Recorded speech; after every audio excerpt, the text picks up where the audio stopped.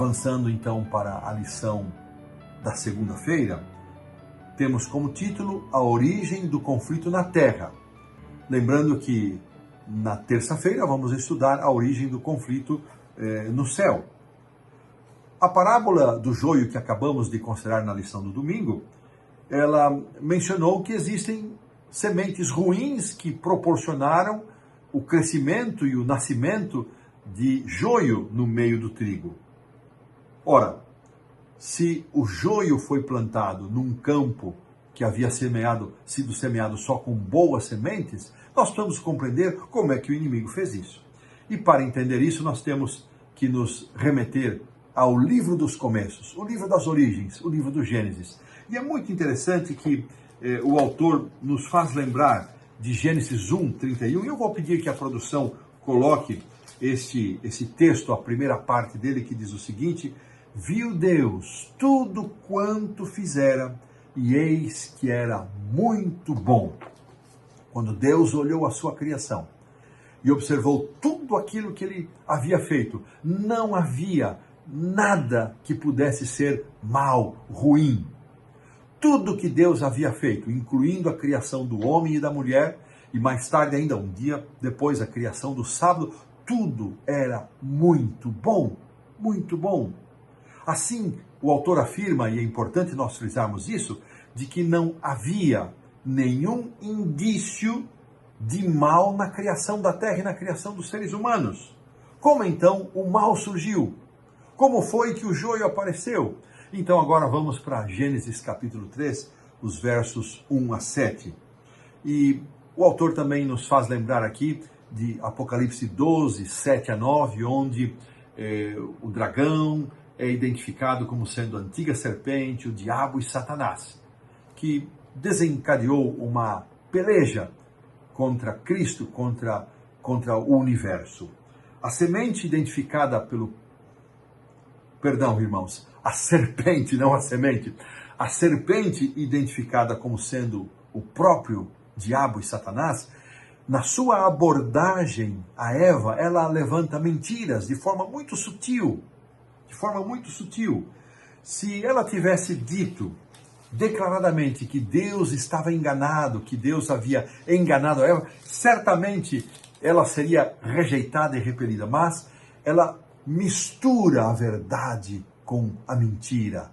Estratégia até hoje utilizada, e ela faz a pergunta: é assim que Deus disse, verso 1, não comereis de toda a árvore do jardim? Se não, Eva respondeu, não foi isso que Deus disse. Do fruto das árvores do jardim nós vamos comer, mas do fruto da árvore que está no meio do jardim, disse Deus, dele não comereis, porque o dia em que dele comerdes, certamente morrereis. E então a serpente diz, não, Deus não quer que vocês comam para que vocês não se tornem como ele. Exatamente o próprio objetivo de Satanás, ser como Deus, usurpar o trono de Deus, subir acima das estrelas do céu, exaltar o seu trono acima do trono de Deus, deter o comando do universo.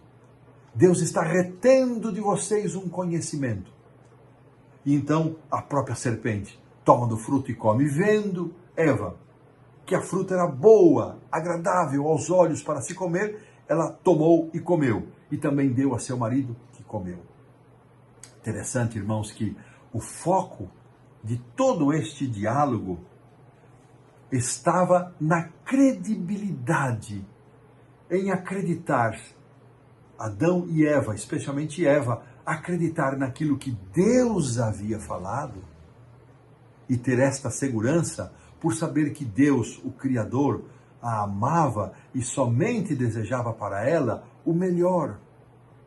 Ou acreditar naquela criatura que também havia sido criada, ela não era superior ao Criador, ela era uma criatura, mas que agora, e Eva não sabia de onde poderia estar vindo, ela não tinha clareza, é certo que ela ficou em dúvida quem seria o autor daquela conversa, porque os anjos e o próprio Cristo havia advertido a Eva de que o espaço junto à árvore da ciência do bem e do mal era o único espaço onde Satanás teria acesso. Ela muito bem poderia ter ligado uma coisa contra, mas ao receber a proposta de ter mais conhecimento, ela põe em dúvida, ela considera a declaração de Deus falsa, mentirosa, porque ela passa a acreditar naquela nova declaração.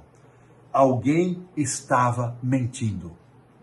Deus ou a serpente? Eva preferiu acreditar que era Deus, por isso ela comeu. A natureza do grande conflito, deste conflito cósmico, diz o autor, ela está ligada, acima de tudo, a uma questão. E essa questão é: em quem ou em que nós acreditamos? No que ou em quem nós acreditamos? Ou vamos acreditar?